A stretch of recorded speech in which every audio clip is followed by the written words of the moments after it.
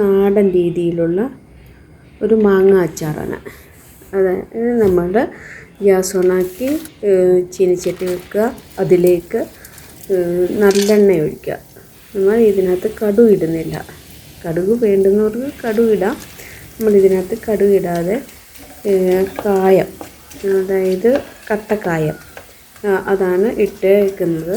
അത് നന്നായിട്ട് മൂക്കുന്നിടം വരെ ഇളക്കുക. ഇളക്കി മൂത്തതിന് ശേഷം നമ്മൾ അതൊരു പാത്രത്തിലേക്ക് മാറ്റുക.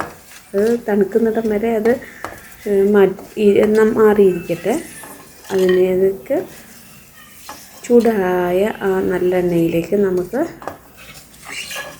വെളുത്തുള്ളി, ഇഞ്ചി എന്നിവ ഇടാം. അത് നന്നായിട്ടൊന്ന് വഴറ്റുക. ഇത് ബ്രൗൺ കളറൊന്നും ആവണ്ട, നന്നായിട്ടൊന്ന് വഴന്ന് ഇതിൻ്റെ ഒരു പച്ച മണം പോകുന്നിടം വരെ വഴറ്റുക. അതിന് ശേഷം അതിലേക്ക് കറിവേപ്പില ഇടുക. കറിവേപ്പിലയിട്ട് നന്നായിട്ട് ഇളക്കുക. നന്നായിട്ട് ഇളകി കഴിയുമ്പോഴത്തേന് അതിന് നമുക്ക് മാങ്ങയ്ക്ക് ആവശ്യമുള്ള ഉപ്പ് അതിനകത്തേക്ക് ഈ വെളുത്തുള്ളിയിലേക്ക് ഇഞ്ചി വഴറ്റിക്കൊണ്ടിരിക്കുന്ന അതിലേക്ക് ഇടുക. അത് കഴിഞ്ഞിട്ട് അത് നന്നായിട്ട് ഇളക്കുക.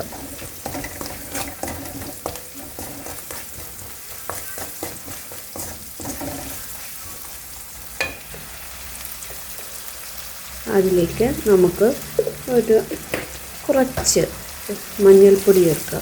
മഞ്ഞൾപ്പൊടി ചേർത്ത് മഞ്ഞൾപ്പൊടി നന്നായിട്ടൊന്ന് ഇളക്കി ഇതുമായിട്ട് യോജിപ്പിച്ചതിന് ശേഷം അതിലേക്ക് നമുക്ക് എരിവുള്ളത് ചേർക്കാം.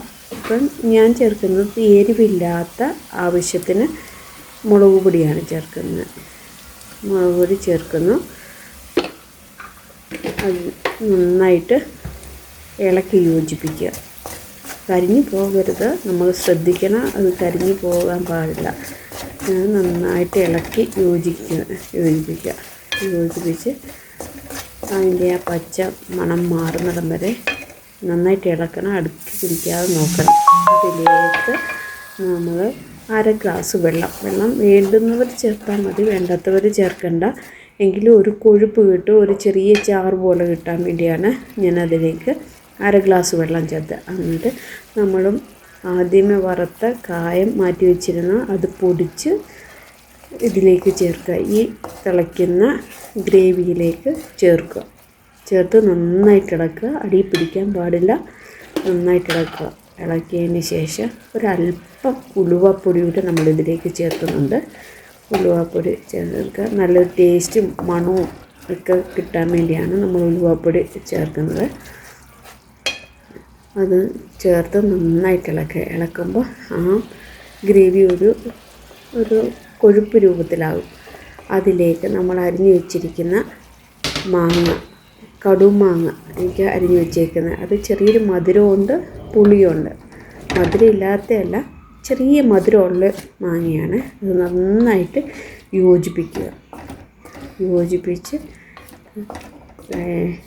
ഇനി കഴിയുമ്പോൾ നമ്മൾ ഉപ്പ് നോക്കുക. ഉപ്പ് ആവശ്യത്തിന് ഉണ്ടെങ്കിൽ ചേർക്കണ്ട. ഇതിന് ആവശ്യത്തിന് ഇപ്പോൾ ഉപ്പുണ്ട്.